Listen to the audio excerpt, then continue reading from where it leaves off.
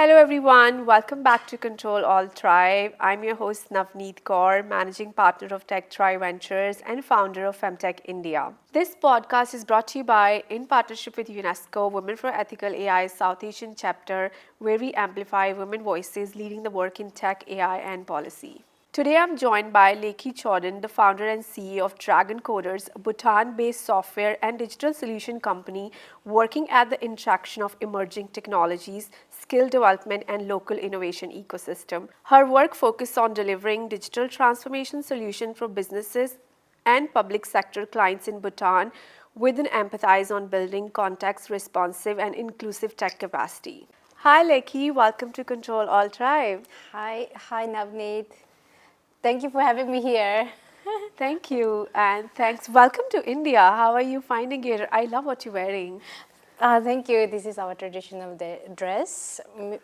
It's half, we can say semi-formal. Okay. We have another piece inside if it is like full professional formal attire. Right. This is the semi-formal. I love India. Whenever I visit India, Right. what I envy about India is the sheer number of people. They're everywhere. In Bhutan, it's empty. Our restaurants, our shopping mall, our shopping spaces are empty. So that's what I really like about India, and all the vibrancy, food, everything. I love India. Yeah, India is very vibrant, very colorful, and I think with how are you finding it? The AI summit, it's pretty exciting. Yeah, it's pretty exciting. The first thing I noticed was the huge structure of the Bharat Mandapam.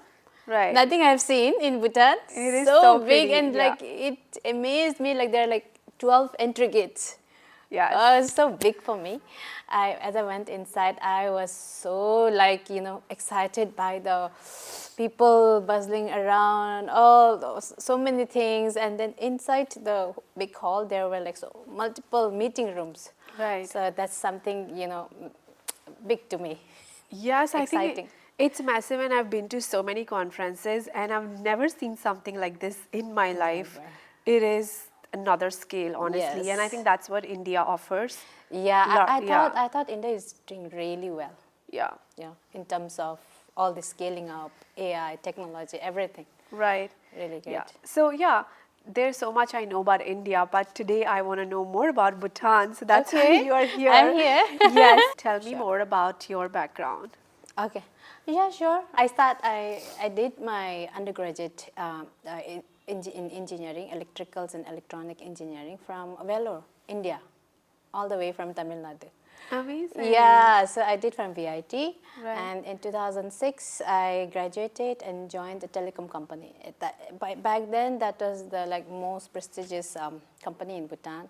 It's a corporate company, so it's quite difficult to get hired there. So I got Right. into that company, and then I worked for 5+ years.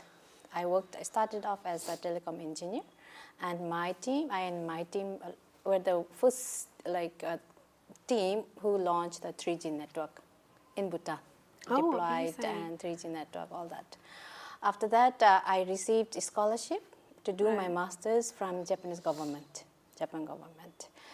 Max scholarship, Munbu Kakakoshi scholarship. So I went to Japan for my master's in 2011. Right. Yes, I did 1 year of a Japanese language course, because that's mandatory in Japan, right? And then I did 2 years of my master's in physics and computer engineering, physics, electricals, and computer engineering. Right. After that, I worked in Japan for another 3 years. So eventually, I wanted to come back home. So I came back to Bhutan in 2017. So Right. since then I wanted to do something to really contribute to my own country. No, Yeah. that's amazing. And I love the thing about Buddhism is it really teaches you that what is our purpose of life Yes, in this world. exactly. And I've been going into that reflection of asking myself. You know what, now? Yeah. I think the greatest scientist on earth is the Lord Buddha. And yes, just before yesterday, when I Right. was coming to India and about to land here, I was looking down and, Yeah. this is the land, where Lord Buddha was, from. And Right. I feel so connected Yeah. to India through, what Buddha has taught us. Yeah. I Yeah. think what he said is the only truth, the true Right. truth Yeah. of life. No, That's no, what I no, feel. absolutely. And I think it Yeah. teaches you a lot of values in the Yeah. life overall. But I absolutely love that. I think your journey is so inspiring that, where you come from and what you're doing today has a lot of impact. And the factor that you wanted to go back and contribute to your own country, that's also that you can create more opportunities for Yeah. people. I think one of the things, my biggest takeaways yesterday was at the AI summit that Kanta ma'am from UN Women, she said that if you are privileged, create opportunity for people who are less Yeah. privileged. And I Yeah. think that was so beautifully said that, Yeah. like, okay, if I have so many privilege in my life and there's so many women who just don't have Yeah. that, Yeah. and how could we create opportunities for such people who can also Yeah. climb up, right? So Yeah. it's so great. Dragon Code sits at interaction of emerging tech, skill and local innovation, which you're super passionate about, you just said. And Bhutan is where tech is still evolving. Yeah. And That's true. what problem were you most excited to solve when you started this in 2019? And also, if you could elaborate a little more on the ecosystem space. Yeah. So I came back in 2017. Yeah. Yeah, right. So when I relocated from Japan in 2017, uh, after the joy of homecoming, I've observed that more and more Bhutanese individuals, more and more Bhutanese businesses, government agency are adopting technology, the technology solutions, and all that. I also observed that the system development projects Right. are being outsourced to offshore vendors, offshore developers. I really wanted to uh, bridge that gap. I wanted to develop a team, a local team, Right. yeah, and provide professional software tech solutions to all these businesses. So I wanted to really follow the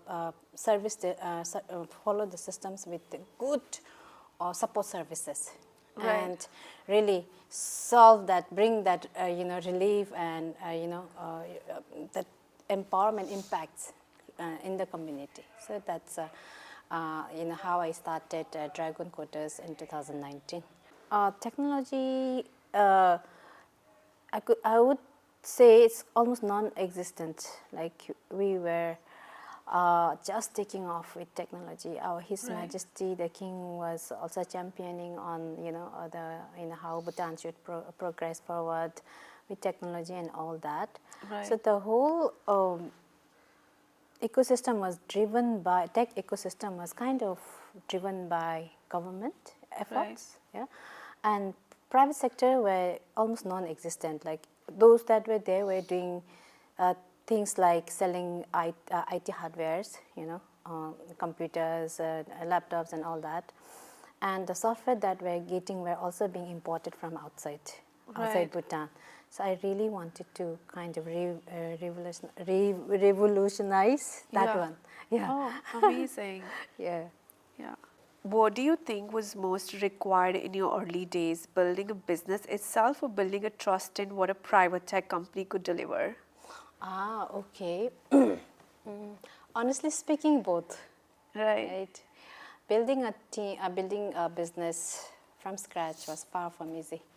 So I had to build the team, the processes, the internal service rules, everything. I have to run to government rules, be compliant with the policies and frameworks that our government has, Right. and to do all of those stuff. And building the trust factor was even more challenging, Of because course. back then there was this notion with everybody else in Bhutan that our local team cannot do such work, cannot deliver software development, cannot do Right. coding. That kind of notion was there. And it was so difficult to gain a project. Our like vendor, like you can say clients, Right. rather keep aside millions of budget Right. for a small project that we could have already delivered Right. at competitive prices. So that was there, but our team persisted. We never gave up. We kept bidding for the projects. Then we kept showing up, and Right. we kept our honesty, our integrity, the professionalism. So we earned respect. Right. Yeah, we earned the respect and trust project by project. Right. Yeah. Absolutely. But how would you describe the Bhutan's ecosystem today? Today it has really become better. Yeah. We earlier there was this Are there like many companies similar to you? What you doing? Or handful, okay, handful of us are there, and we are both friends and competitors. great. And yeah, so yes, maybe now that startups are coming up. Right. Now the colleges are, they are being inclusive of all the AI. All they are also providing some boot camps. How to develop software. All that IT colleges, especially. Right. Yeah. So startups are cropping up, Right. but Dragon Coders is our 7th running year this year. Right. So we are like in the Amazing. mid kind of growth phase. You're right. So there are startups and older companies are Companies, there. Older corporates, companies, yeah. more like traditional Yeah. companies and all that. And Do you have a there's VCs there as well, or VCs are recent phenomena again. It's okay, happening. Our amazing. government is also like trying to bring in VCs to help all these startups and growth phase companies like ours. Right. It's actually happening, and right now I would say the whole ecosystem has really evolved. Right. I am optimistic and positive about its Amazing. growth. Yeah. Great. When you started, it was quite early, but it's still progressing, but it's not where it's supposed to be, right? And as the global conversations on AI ethics are gaining momentum, and it's everywhere. AI is Yeah. part of every Yeah. single Yeah. conversation, right? And including, I mean, that's why India has hosted the historic largest AI summit. What perspective from Bhutan do you feel is the most valuable to bring into these conversations? Because for you, like you are representing literally Bhutan here with so many global leaders. And how do Yeah. you see that? Yeah. AI and is recent global phenomena, right? Right. Including India AI Impact Summit like this. From my perspective, from Bhutan, what we can propose or what we can bring here on such platform is the development of AI solutions with the mindfulness, with the concept of cross-national happiness. Right. Right? So it's very important that whatever happens, we develop AI for common well-being to benefit others. I think so. And what do you think, what kind of collaboration could happen between India and Bhutan in the ecosystem in AI space? Because India is, I wouldn't say emerging, like it's already, It's very competitive, advanced, no? yeah, Compared to exactly. Bhutan and India has always shared a very good collaboration relationship from Right. from our ancestors' time, and it has always been like this through and through, right? Whatever we Right. take, we share borders, we grow together, we develop together, Right. and even in AI, I Yeah. think we are naturally together. Right. So what we can do is we can develop solutions together, bring Right. stakeholders, concerned stakeholders from both sides together. We can contribute something that's that can be incorporated here. India can also the skilled Of course. experts can help us Right. guide our young entrepreneurs, young fresh graduates who are passionate about AI. Right. So yeah, those kind of people to people interactions. It's very important. I think. Yeah, no, absolutely. So actually, one of the main conversation on the AI summit was actually at the yesterday UNESCO's Outlook report about women representation, Yeah. especially in the workforce or in leadership, right?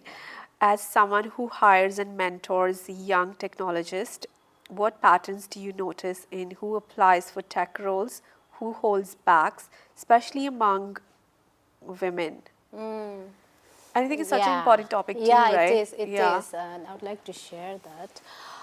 You know, whenever we float tech roles, technology vacancies, tech vacancies for Yeah. tech positions, I observe a certain kind of pattern, Right. especially with women who holds back. Right. Those who applies are like very passionate about technology and AI, and they're good at coding. Those who hold back, I see gap in their confidence. That's one. Right. The second type who hold back would like to settle down with more like stable, safe job, Right. which are like government job, administrative job, and Right. their decisions most often influenced by their parents. Yes. Yeah, right. They discuss. Um, the third, Parents and the society. yeah, and the Both. relative friends, they Yeah. discuss with everyone whether I should apply for Dragon Coders or not, and they get Right. scared when the Dragon Coders position requires, active implementation, targets, deadlines, milestone delivery, and all that pressure. So they hold Right. back. That's one. The third, group who hold back are those that aspire to have good compensation package better than what we could afford, and like yeah, who do not like prioritize compensation package over capability building. Right. Yeah. Yeah. So yeah, so those are the Yeah. How do you see the change begins? Is it like early exposure, confidence, institutional support, or workplace culture? I would say all of them Right. and more. Yeah. Yeah, all of them. Or actually basically starts from home also, right? Yeah, and home early Yeah. exposure to AI, which help them build trust and sustained interest Right. in the tech jobs, Yeah. and it makes a lot of difference when a company you joined Right. uses AI tools. Yeah.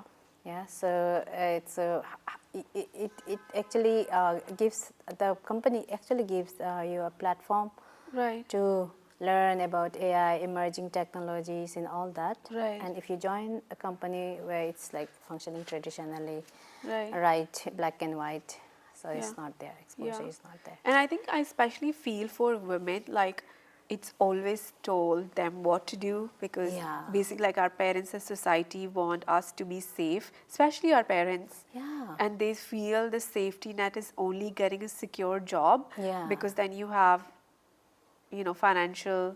That's still the notion in Bhutan. That's It is, still, yeah. So whereas women are always taught like not to take big risk, Yeah. rely on job. Even for men, I would say like mostly like I would say the context in the context of India. So we have not really taught to take risk. We're like find your stability. Stability is finding a good job, or stability is getting married to some right partner. Yeah, Right. settle So, down, yeah. So right? women are like always challenged by different life stages of. Still. First is a job, then second thing is once you have a job, find a partner. That's Yeah, your yeah. that's your next achievement, and then you have to form a family. So basically, like it never ends. It never ends. It's the Yeah. same in Bhutan. Yeah. Women are looked at as the primary homemaker. Yes. So And you and settle and down. caretakers too. Caretakers. If you look at the data, actually in the families, women are caretakers, and in terms of the properties and the land goes to the boys, Ah, especially in India. I mean, now they're saying that legally it has to be divided between 50-50. Okay, that's good. Yeah, but actually women spend most of the time taking care of parents. So they are basically take care of their parents, husband's parents, Kids, yeah. kids, like families. Yeah, so So they have to make sure all the nitty-gritty are done, exactly. right? So you know, they also carry a lot of burden and pressure. So I think yeah, there are a lot of factors, honestly. But then I'm sure conversations like these and forums like what India AI is doing, really trying to bridge that gap and you know show especially young women and the kind of work UNESCO is also doing with you know launching multiple reports, and there are really exciting data stats that what is happening and how can we change that, and the thing comes to that how can we change that is something we need to all work on, All work on, yes. like I people think who are in it, the yeah. ecosystem, Yeah, I think right? it should involve everyone from the Yes. government to the community leaders, Exactly. Yeah. So I think managers. it's like a mostly I see like a kind of joint responsibility Yeah, of doing yeah, that. Yeah. exactly. That's Yeah. how. Yeah. I mean, you know, we were just talking about families and caregiving and all that, and you are also leading a tech company and you've raised two daughters. That's Yeah, something many women leaders quietly navigate because they're like, okay, this is your job, my as we were job, just saying, personal job. right? Yeah. What kind of invisible labor do women leaders often carry and rarely get acknowledged in discussions in productivity and leadership? Because every forum you get invited, you talk about company, you talk about your leadership style, but what about your other Yeah. Other challenges, what you're time. navigating, right? Let's Yeah. not even get started on that. You see, we all, presentable, dressed up, right? This is Right. all a facade. Yeah, behind the scenes, let's take a typical day, Right. my typical day back home in Bhutan. Right. I wake up at 5:36, right? Then go to kitchen. I have to do chop, chopping, cooking, Right. cleaning. I pack lunch for my daughters. Right. Right now, currently, I'm even looking after my nephews. Right. So I make breakfast for everyone, pack lunch, then do cleaning, go to we call it chosham, where there is a altar room where we make offer water. Right. Yeah, so do all the offering and incense stick and prayers and everything. Then they pack the girls and send them school. Yeah. Then I get myself ready for the work. Then come to office, I have to make sure that everything is running. Right. Your Teams business. are happy and working, clients are happy, Yeah. right? Servers are not down. Right. And then the other part is taking care of looking after the elderlies, Right. parents, ask how are they. We have a family group chat. In Bhutan, WeChat is very popular because Okay. they can speak and need not write our parents. Right. So if I don't participate there, they will start looking for me. So I have to go check there Yes. what's happening and all that. So many. So these are like very invisible things. Like what we see outside is what we present. Kind Yeah. of in a successful lady. But so many things we have to do. So many things. Yeah. How do you think we can change that? Like, Well, as a mother and right. woman, I think for me, actually, I take joy in doing to be able to do these things for your kids, for your family, Right. because they will soon go their own way. Like Right. after high school, my girls will go away, right? I will Right. not ever get that moment back. Yeah. That's one thing I take joy out Yeah. of doing all of this. I'm Yeah. very active. Right. I do my meditation practice. I do my gym, kickboxing. I do body combat Amazing. Oh my in God, the I love evening. that. Yeah. Yes, I like take care of everything. Also, I don't forget myself. Right. I like look after my mental well-being, health, and everything. Right. But on your question, maybe we can seek support Right. from if in Bhutan it's very difficult to get actually the domestic helper, so we have to do ourselves. Oh, amazing. I Yeah. didn't know that. That's interesting No, stats. And why is that? yeah, so every family has no domestic. I mean, like domestic helper. We do Okay. everything ourselves. So that's one. But elsewhere, if you talk globally, I think India and others you can hire, support. I mean, in India, we have a lot of domestic help. Yeah, right. In Bhutan, though, the good thing is that we are very close knit community and family. So we can get niece, a nephew, a sister, family elder support. sister, family sister, who can come and stay with us and help Right. with the chores and all that. Yeah. And after that, for my work, having a very good, cohesive, harmonious team helps a Right. lot. Yeah. Yeah. I would love to know, like, you building a company from scratch, and access to finance often shapes how we get to innovate, because it's super important. Super. Without capital, you can't do Yeah. anything. We can't really grow. And from your experience, how well do financial systems understand technology businesses? And tell us about your journey raising funds from Dragon Coders. Building a business in tech in Bhutan is different from building any other business, I think so.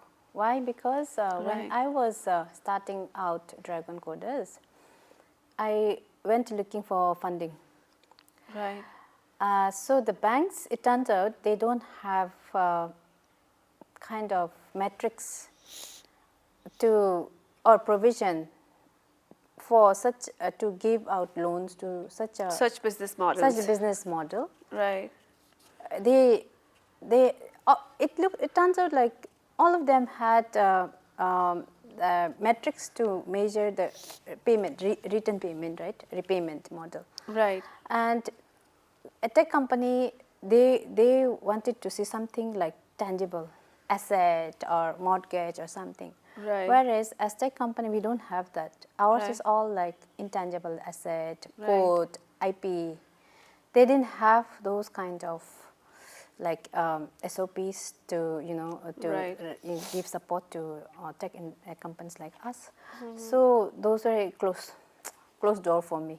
I didn't get. Right. So what I did to take off Dragon Coders from the ground, I invested some budget. Right. So you And- invested your own capital Yeah, initially. capital, and Yeah. then I actively interacted with individuals who have knowledge of technology and who are interested, who believed in me. Right. And in the process, I went to His Majesty's office. So there's Amazing. Yeah. So His Majesty has many offices, right? There's a Right. office called Rome, like Royal Office for Media. Right. Yeah, so I was like knocking door there, and then Oh. I met their director, who's very kind, who understand technology ecosystem.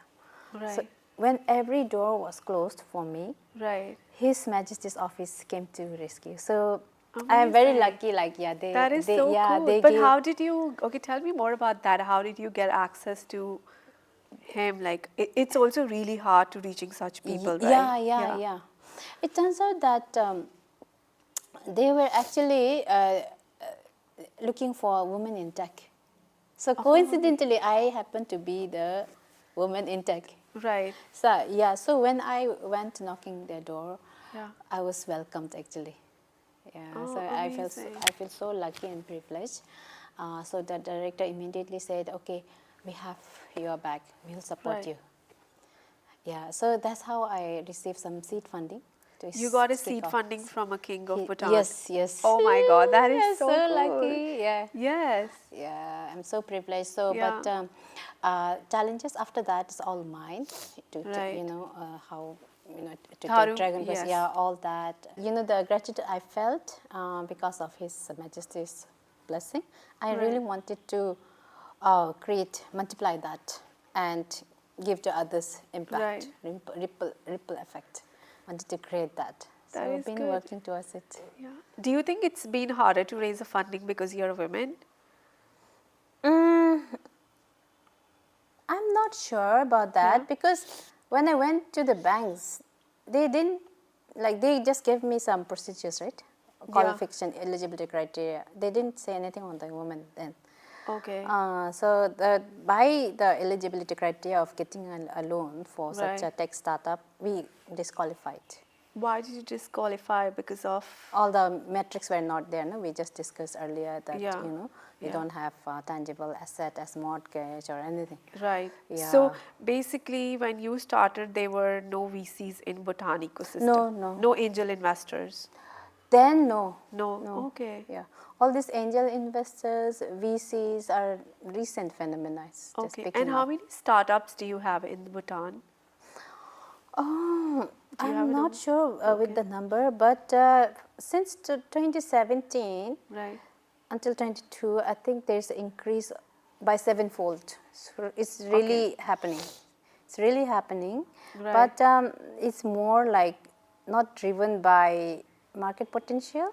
It's Right. driven more by unemployment. And what's the percentage of men and women in workforce in the ecosystem? Again, I'm not sure, but Okay. the women representation is quite less. Quite less. Less. Okay. You know, when we look at AI broadly, that a lot of innovation is still global centric, right? Have you been thinking about AI that is deeply rooted in local culture and knowledge? And what does that mean to you, especially when AI interacts with culture? Okay, so from my personal opinion, perspective, I think we can use AI to better our culture, better our tradition. Right. But the AI that we are going to use to augment all of this should be designed ethically. You know, Right. the data sets used for training such LLMs should be local, contextualized. Exactly. Yeah, right.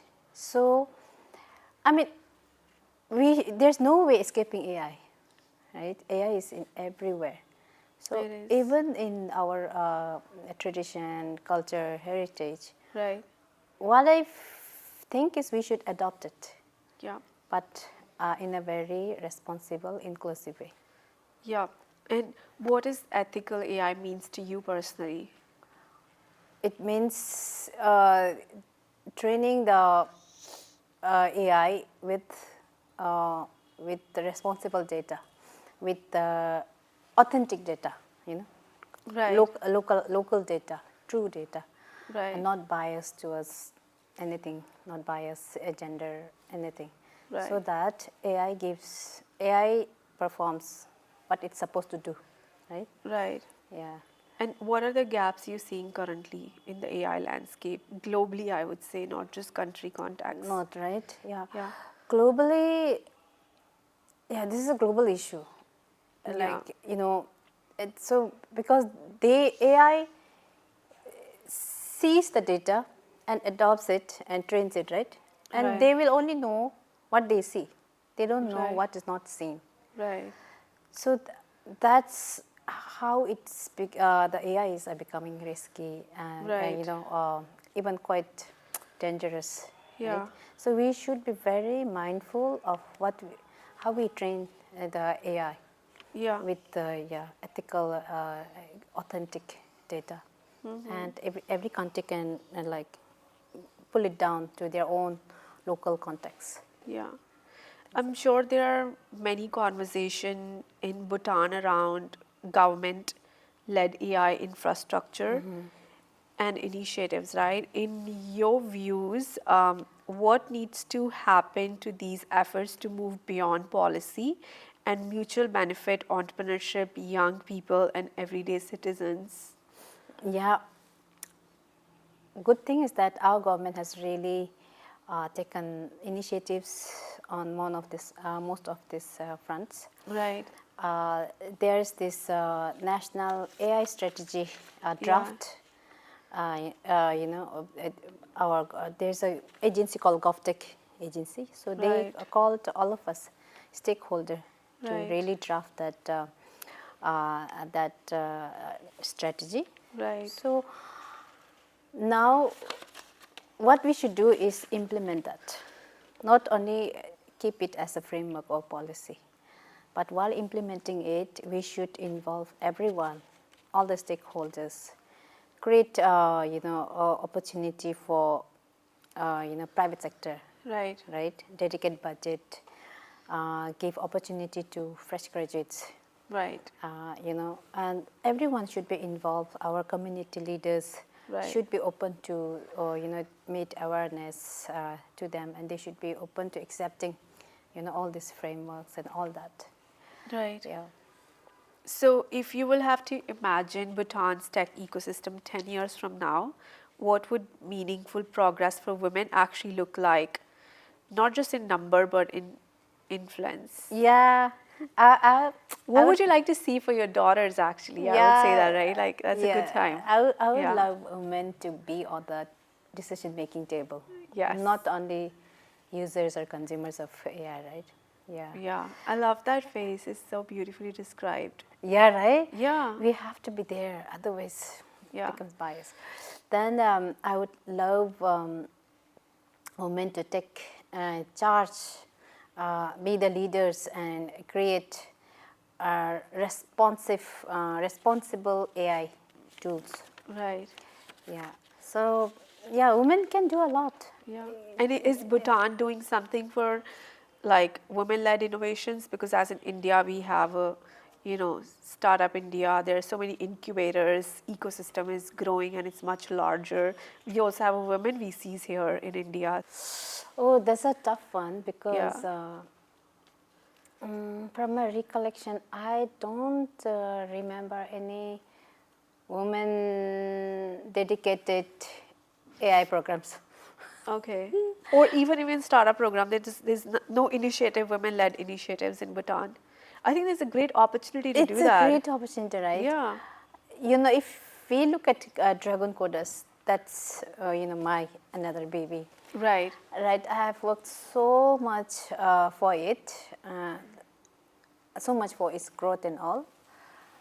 There was no any special consideration for it being a women-led company. Right. But I think we are creating, we are like, it's a very nascent stage. Right. We are improving, and then we should, Yeah. I should create maybe awareness. Yeah, you should maybe Yeah. take another initiative. Yeah, I'm happy I to will help go you. and go and say, okay, dedicate some budget for women-led projects, Exactly. right? And AI programs done by women. You can go to your king since you Oh. know him already. Yeah. Yeah. So yeah, Yeah. I think we can improve a lot on that. Yeah. So there's a personal question I ask all my guests. If young women are listening to you today, what advice do you want to give them? Young women, right? Yes.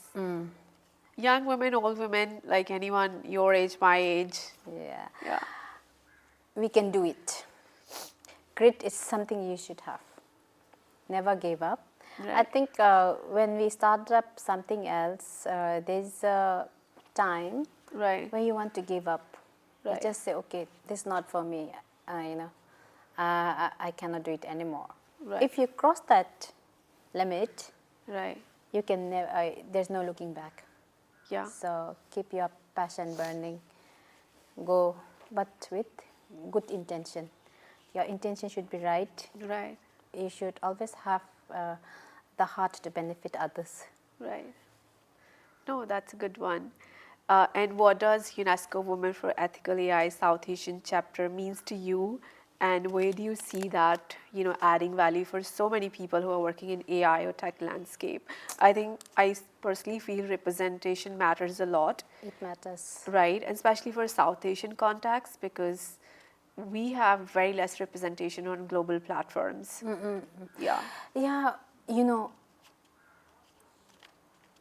being empowered, Right. and especially from a big organization like UNESCO, will Right. for me to be, empowered, and in turn, I can empower many others. Right. So it's huge. It's Yeah. huge for me, because when you want to help others, you have to first have those substance with you, right? Of If you're course. Yeah. not having anything by yourself, you cannot, help others. Right. So even if not me, if someone else get empowered, supported by UN, and if she is going to go out and impact others' life, Right. empower other women, aspiring girls. Right. Nothing like it. Yeah. So it's going to be huge. No, absolutely. And I think network is doing a great work bringing people like you. I Yeah, would have never met you otherwise. yeah, it's so. I mean, Yeah. like, I'm so glad to be connected. Right. First reached out to me by Mona, and then I was like, "What is this for?" And then I got so excited, Right. and then it was just perfect for my field, from Right. where I come from, Yeah. and all that, and I could really relate what I was doing, and what I aspired to achieve, and all that. Right. Looking forward to many No, things. no, that's great. And I think there's so much potential to collaborate and do things together. And I absolutely believe when women come together, they can really do Do a amazing lot. things, a lot of Yeah. things. And uh, I'm sure this network, or there's so many platforms who just trying to build that ecosystem support, which is pretty incredible for all of us to do more and give back to the society. So I'm very excited about what you're building. Okay, I've got a quick rapid fire for you. AI tool you can't live without as a founder. ChatGPT. Oh, okay. Same. The hardest part of being a women founder that people don't say loud. I don't like to typically use this word of women founder. I said it should be just founder, but like, I think gender plays a role. So, uh, Being scrutinized for scrutinized as founder and as a woman. okay. As a Bhutanese value you bring into the global leadership. Gross national happiness, compassion. Yeah. One myth about AI you want to bust. That AI cannot replace human. What one assumption about Bhutan's tech landscape that isn't true? That Bhutan is technologically behind. Okay, what has been your toughest leadership moment so far, and what does it teach you? Navigating and building up a team Dragon coders. It taught me to be resilient, open, and compassionate. Who's your favorite leader? Who do you look up to? Look up to Yeah. His Majesty the King. Oh, that is so sweet, and he's handsome. And he's handsome. Really good choice. Great. Yeah. Actually, I have one more question. Can I add? Yeah. So, before we end, I have one last question. We are living in 21st century, and why do you think there is men and women are not equal, and how do we bridge this gender equity gap? Even in 21st century, there is gap, right?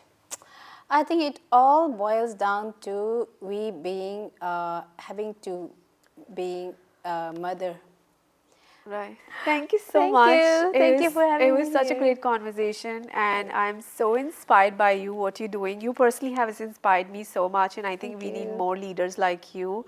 And your leadership is so unique of, your background, what you're building, plus also creating an ecosystem and really breaking barriers and leaving something and contributing your own country, and also contributing here in India, and collaborating on the gaps that which global ecosystem or UNESCO and people are just trying to fill in for gender equities. So thanks again Thank you. for joining us and contributing to this impactful discussion, which is super important and very timely. Yeah.